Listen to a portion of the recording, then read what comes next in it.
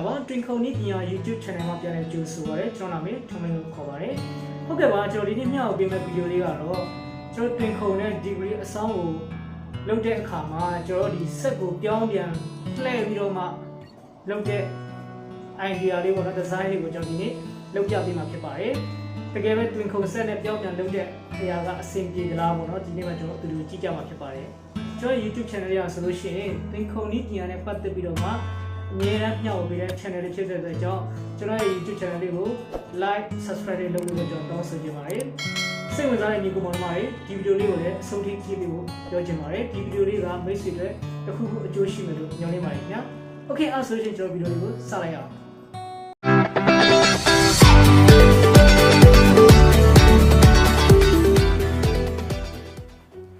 ဟုတ်ကဲ့ပါခင်ဗျာခုမြင်တွေ့ရတဲ့အရာကဒီအရင်ဗီဒီယိုတွေမှာကျွန်တော်လုပ်ပြီးသားပေါ့နော်ဒီတန်တုံးကိုဘေးဖြတ်တဲ့ပုံစံကိုကျွန်တော်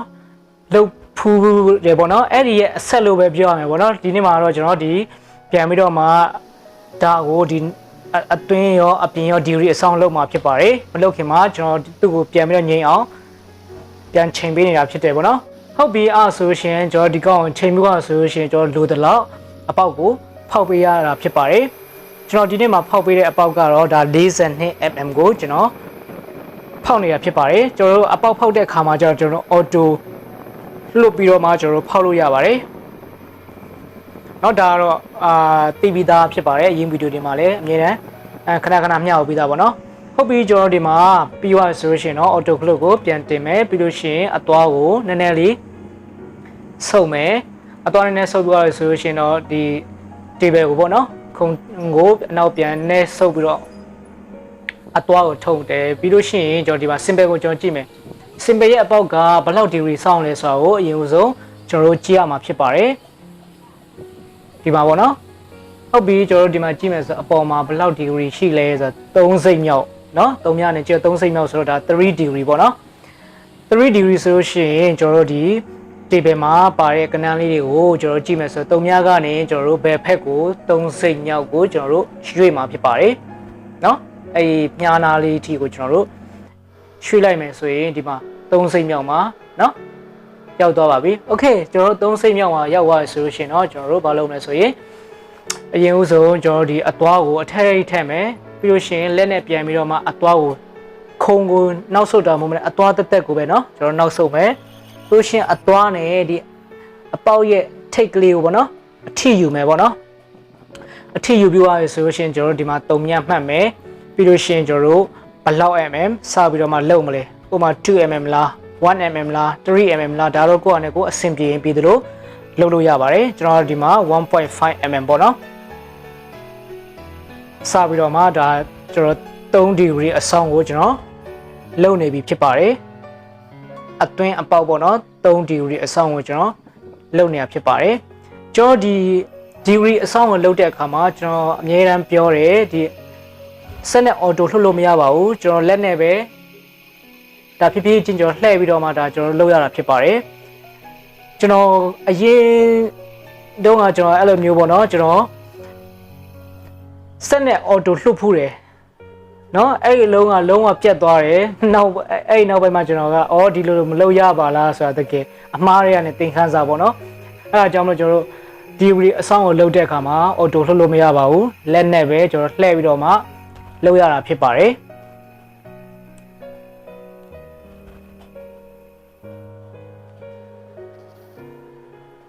ဟုတ်ပြီကျွန်တော်ဒီမှာဒီ3 degree အဆောင်ကိုပေါ့နော်အဲ့ဒီအပေါက်ကိုကျွန်တော်ဒါလှုပ်တာပြီးသွားပြီပေါ့နော်အတွင်းအပေါက်လှုပ်တာပြီးသွားပြီโอเคအဲ့ဆိုရှင်ကျွန်တော်အတွင်းအပေါက်လှုပ်တာပြီးသွားပြီဆိုလို့ရှိရင်ကျွန်တော်တို့ဒီမှာတော့ symbol မှာဒီဘေးနှခမ်းပေါ့နော်ဒီဘေးနှခမ်းလည်းလှုပ်ရမှာဖြစ်တဲ့ဘေးနှခမ်းဘယ်လောက် degree ရှိလဲဆိုတာကျွန်တော်ဒီမှာကြည့်ကြည့်မယ်ပေါ့နော်ဒီမှာဘေးကလည်းကတ်နေအောင်ကျွန်တော်တို့ထားရတယ်ပြီးလို့ရှိရင်ကျွန်တော်ဒီမှာ degree အဆောင်ကိုကြည့်တဲ့အခါမှာဒီမှာ45เนาะ45စိတ်မြောက်မှာကွက်တီဖြစ်ပါတယ်အဲ့ဆိုရှင်45 degree ဖြစ်ပါတယ်ပေါ့နော်အဲ့ဆိုရှင်ကျွန်တော်နောက်ထပ်ဒီမှာ45စိတ်မြောက်ကို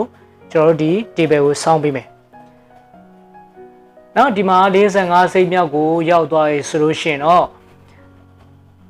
ကျွန်တော်ဒီ ဒီပြင်မှာပါတယ်ဒီနံပါတ်လေးပေါ့နော်တခြားကြည့်မယ်ပြီးလို့ရှိရင်45စိမြောက်ကိုရောက်ပြီဆိုရှင်ကျွန်တော်စကူကို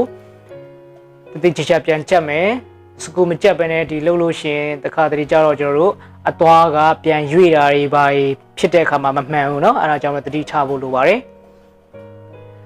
โอเคအဲ့ဆိုရှင်ကျွန်တော်တို့ဒီမှာအသွားကိုတော့ကျွန်တော်တို့လုံမဲ့ပုံဒီပစ္စည်းပုံမှာမူတည်ပြီးတော့မှကျွန်တော်တို့အဆင်ပြေမဲ့ပုံစံကိုပေါ့နော်ကျွန်တော်တို့ဒါပြန်လဲပေးရတာဖြစ်ပါတယ်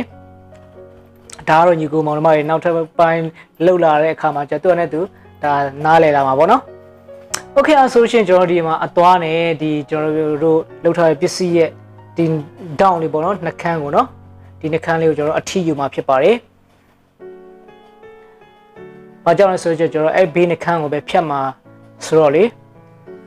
ဟုတ်ပြီကျွန်တော်ဒီအဲ့ဘေးနှခမ်းကိုအထီယူမယ်ဆိုလို့ရှိရင်ကျွန်တော်တို့ဒီ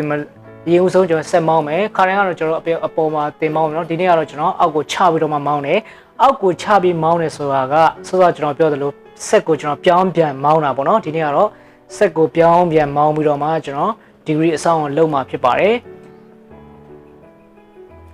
ဟုတ်ပြီကျွန်တော်အရင်ဦးဆုံးဒီမှာကျွန်တော်တို့ကအသွားနဲ့အထီယူပြီးတော့မှဒီကနေတုံမြကိုမှတ်မယ်တုံမြကိုမှတ်ပြီးသွားဆိုလို့ရှိရင်ကျွန်တော်တို့ဘလောက် mm ဖြတ်မလဲဆိုတော့ဒါကိုအနေကိုအဆင်ပြေပြီးသလို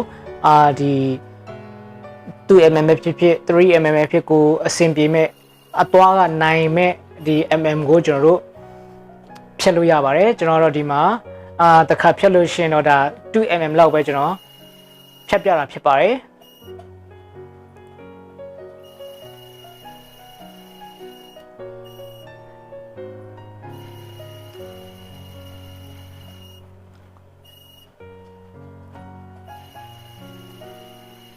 ဟုတ်ကဲ့ပါဒီမှာပေါ့နော်ဒါစောစောကလည်းကျွန်တော်ပြောသလိုပဲဒါဖြည်းဖြည်းလေးပေါ့နော်တခါလေးနဲ့အဲ့လိုမျိုးအရန်အများကြီးဖြတ်တာလဲဒါအန်ဒီရရှိပါတယ်ပေါ့နော်အသွားမနိုင်ဘူးဆိုလို့ရှိရင်တော့ဒါအသွားကျိုးတာတွေပါဖြစ်တတ်တယ်အဲ့ဒါကြောင့်မလို့ကျွန်တော်တို့ဒီအသွားနိုင်ဒီလောက်ပေါ့နော်ဟိုမှာ 3mm လောက်ပဲဖြစ်ကျွန်တော်တို့ဖြတ်တာအဆင်ပြေဆို 3mm လောက်ပဲဖြတ်ပါကျွန်တော်ဒီ degree အဆောင်ကိုဖြတ်တဲ့အခါမှာထပ်ပြီးပြောပါမယ်ကျွန်တော်တို့လက်နဲ့ပဲလှည့်ပြီးတော့မှလှုပ်ပါပေါ့နော်လက်နဲ့လှုပ်တာပဲမှန်မှာဖြစ်ပါတယ်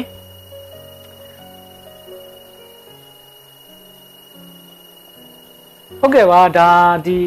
အရန်ကျွန်တော်ကတော့အရန်စိတ်ဝင်စားစရာကောင်းတယ်လို့ဒါကတော့ကျွန်တော်တို့မြင်နေပေါ့နော်ဒီကျွန်တော်တင်ခုန်နီးပြင်ရလေတကယ်လေတကယ်ထွင်တတ်တယ်လို့အရန်အစင်ဒါလှုပ်လို့ရတယ်ပေါ့နော်တင်ခုန်နီးပြင်ရကဟုတ်ပြီအဲ့ဆိုရှင်ကျွန်တော်ဒီမှာလောက်တာလေးကဒီဇိုင်းကတော့ဒါပြီးသွားပြီပေါ့နော်ဒီမှာသူ့ရဲ့ simple နဲ့တူသလားကျွန်တော်ကြည့်မယ်ဒီမှာသူ့ရဲ့ simple ပေါ့နော်ဒီ simple မှာတော့ဒီမှာ keyword တွေပါပေါ့နော်ဒါပေမဲ့ကျွန်တော်ဒီနေ့ကတော့ keyword တွေပါလုတ်ပြမနေတော့ဘူးပေါ့နော်ဘာကြောင့်လဲဆိုရှင် keyword လုတ်တဲ့ပုံစံကလည်းညီကိုမောင်နှမတွေဒါတီးပြီးသားဖြစ်ပါတယ်တကယ်လို့မကြည့်ရတဲ့ညီကိုတွေရှိရဆိုရှင်တော့ကျွန်တော် YouTube channel ထဲမှာဒီ keyword လုတ်တဲ့ဟာနဲ့ပတ်သက်ပြီးတော့ကျွန်တော်ဗီဒီယိုတင်ထားတာတွေရှိပါတယ်အဲ့မှာဝင်ကြည့်ပါပေါ့နော်โอเคပါအဲ့ဆိုရှင်ကျွန်တော်ဒီမှာဒါပြီးသွားပြီပေါ့နော်ဒီမှာဒါကတော့သူက one set ပေါ့နော်ဒါတစ်စုံဖြစ်ပါတယ်ဒီမှာသူ simple အတိုင်းကျွန်တော်လုပ်ထားတာဖြစ်ပါတယ်ဟုတ်ကဲ့ပါခင်ဗျာကျွန်တော်ဗီဒီယိုလေးကတော့ဒီနေ့ဒီလောက်ပါပဲခင်ဗျာကျွန်တော်ဒီနေ့ညှောက်ပြီးတော့တဲ့အကြောင်းအရာလေးကတော့ကျွန်တော်သင်ခုံဆက်ကိုပြောင်းပြန်လှည့်ပြီးတော့မှ degree အဆောင်လုပ်တဲ့ပုံစံလေးပဲဖြစ်ပါတယ်ခင်ဗျာဒီဗီဒီယိုလေးကမိတ်ဆွေများအတွက်တစ်ခုခုအကျိုးရှိလိမ့်မယ်လို့မျှော်လင့်ပါတယ်ဟုတ်ကဲ့ပါကျွန်တော်နောက်နေ့မှာလည်းဒီသင်ခုံနီးပြန်နဲ့ပတ်သက်ပြီးတော့မှနောက်ထပ်ဗီဒီယိုလေးတင်ဖို့ရှိပါသေးတယ်အဲဒါကြောင့်မို့ကျွန်တော်ရဲ့ YouTube channel လေးကိုဆက်ပြီးတော့မှအားပေးပါ like subscribe လုပ်ပြီးတော့ကျွန်တော်တောင်းဆိုချင်ပါတယ်အဲဆိုတော့ကျွန်တော်နောက်နေ့ဗီဒီယိုမှာပြန်တွေ့မယ်အားလုံးကျေးဇူးတင်ပါတယ်ခင်ဗျာ